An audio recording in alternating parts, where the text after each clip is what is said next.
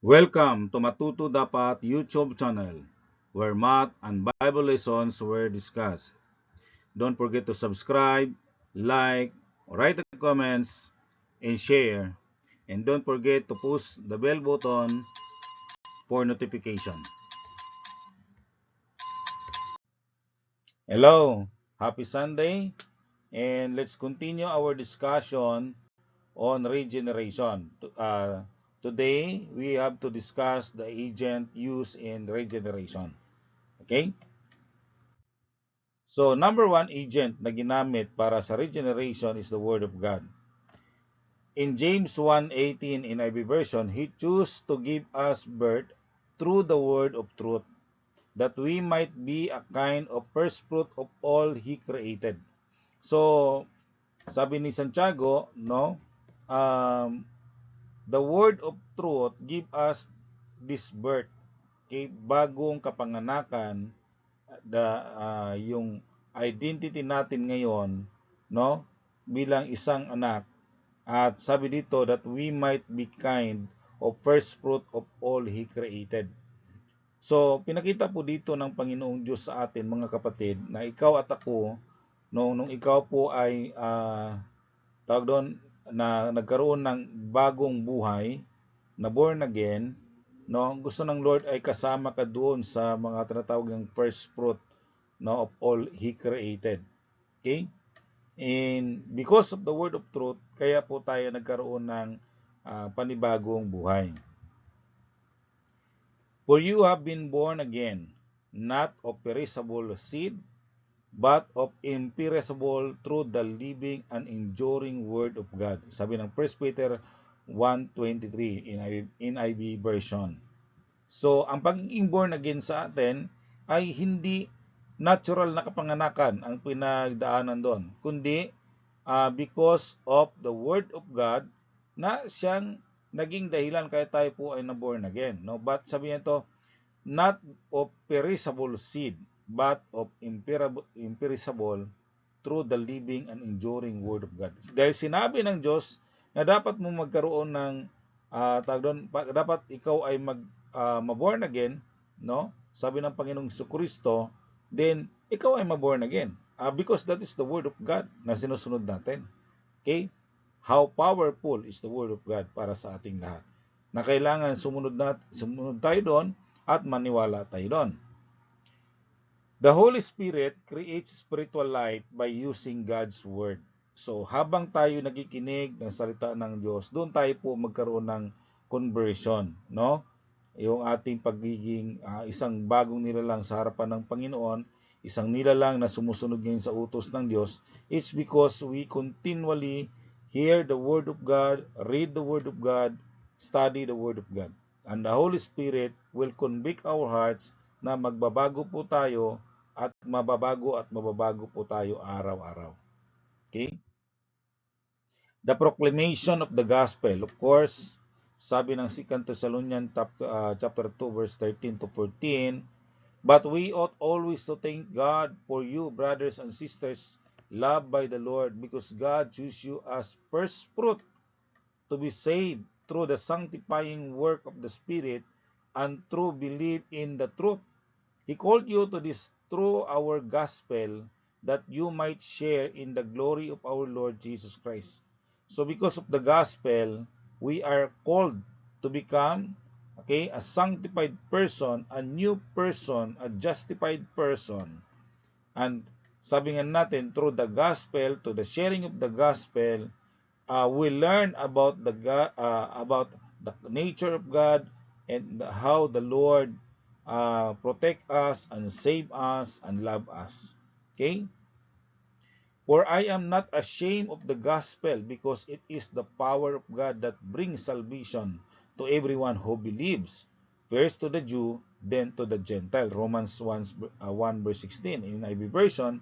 So makikita po natin dyan, mga kapatid, kung gaano kahalaga yung pakikinig natin ng gospel at gaano kahalaga yung ating pagsunod dun sa gospel. Okay?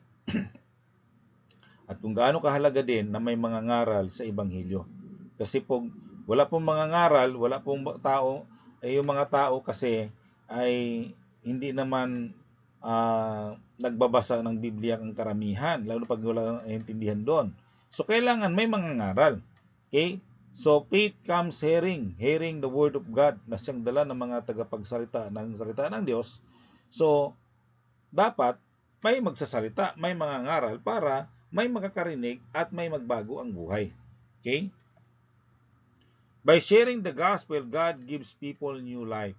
Kaya po mga kapatid, itong trabaho natin, we share the gospel in different ways in this platform, dito sa social media, sa YouTube channel, at maging sa Facebook, ginagamit natin para maipahayag natin ang salita ng Diyos na siyang kailangan para ang mga tao nakakarinig ay magkaroon ng bagong buhay sa harapan ng Panginoon. Number 3, of course, the Holy Spirit. No? Jesus answered, "Very truly I tell you, no one can enter the kingdom of God unless they are born of water and the Spirit. Flesh gives birth to flesh, but the Spirit gives birth to spirit." So, Spirit po ang magbabago sa atin, yung atin pong inner nature, no? So, you should not be surprised by my saying, you must be born again. The wind blows wherever it pleases. You hear its sound, but you cannot tell where it comes from or where it is going. So it is with everyone born of the Spirit. John chapter 3 verse 5 to 8. So pinakita po dito yung kapangyarihan ng banal na Espiritu kung paano po niya tayo binuhay muli. Di ba? So the Holy Spirit makes that wonderful things in our life. And that is a miracle na ikaw ngayon ay nagkaroon ng isang bagong buhay. No? Kaya malalaman mo na ang isang tao ay talagang nagkaroon na isa na siyang bagong nilalang. Hindi na niya lalaitin ang salita ng Diyos, kundi mamahalin niya at mamahalin niya ang Diyos na siya nagsasalita niyan. Hindi na niya lalabanan ang Diyos. Hindi niya iko-contradict yung gusto ng Diyos na ipagawa sa iyo o ipakita sa iyo. Hindi ka na magrereklamo sa harapan ng Panginoon. Bagos you obey what is the will of God. Yun po yung taong na-regenerate, nagbago ang buhay. No? So, and the Holy Spirit knows that. Kaya nga, sa atin bilang mga ngaral, ang ating trabaho is to share the gospel, to inform the people about this is God's work. This is how God is good. Okay, that is our work. That is our job. Okay, and the Holy Spirit will make His way paano matransform ang taong ito, paano siya ma-convert into a person which is a new person, a person that is born again, a person that can obey the will of God. Okay? So that is the work of the Holy Spirit. He saved us not because of righteous things we had done, but because of His mercy.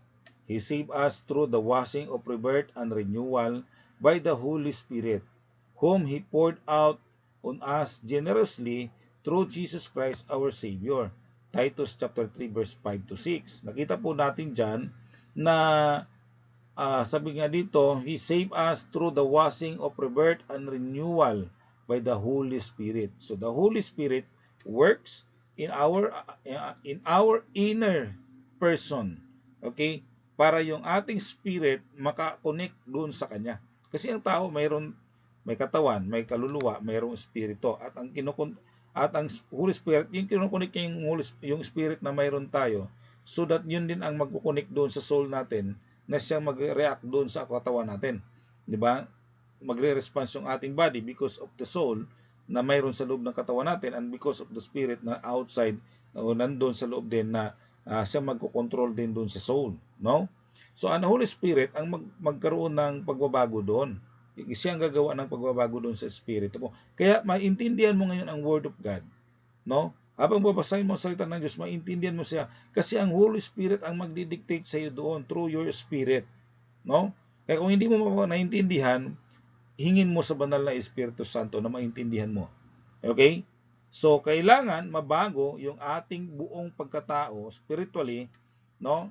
Hindi yung mukha mo, hindi yung karakter mo, kundi talagang ikaw buong pagkatao spiritually nagkaroon ng changes, no? And now you can now obey the will of God.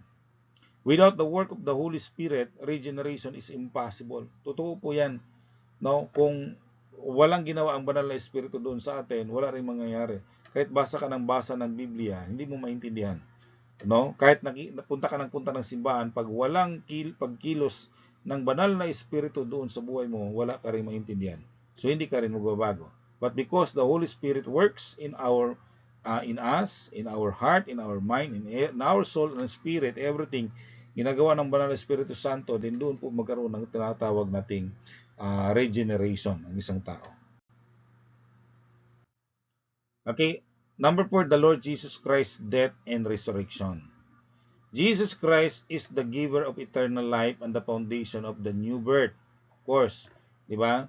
Praise be to God and the Father of our Lord Jesus Christ. In His great mercy, He has given us a new birth into a living hope through the resurrection of Jesus Christ from the dead and into an inheritance that can never perish, spoil, or fade. Sabi ng 1 Peter chapter 1 verse 3 to 4a in NIV version. Okay, God the Father, the Lord and the Lord Jesus Christ and the Holy Spirit makes a way, no?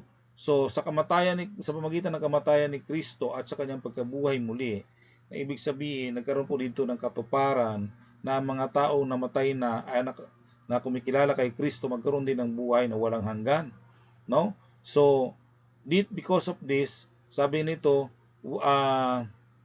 it gives us new birth into a living hope. Okay? And we can now inherit the things that never perish, spoil, or fade. See? Nakita po natin yung epekto niyan ng atin pong pagbabagong buhay, pagkasunod sa Panginoon. Kaya po mga kapatid, this is the agent of the Lord, ng Panginoon, para ikaw po ay ma-regenerate. No? The Word of God, yung pag-share ng gospel, no? Pagkikinig natin ng Ebanghelyo, the Holy Spirit, and the Lord Jesus Christ death, ginamit po ng Panginoong Diyos yon para ikaw po ay magkaroon ng isang pagbabago sa buhay mo. Yung pagbabago na kumikilala ka sa Diyos at maglilingkod ka sa Diyos habang buhay. At yun po ang inaasahan ng Diyos sa lahat ng kanyang tinawag, no, sa lahat ng mga susunod sa kanya. Okay?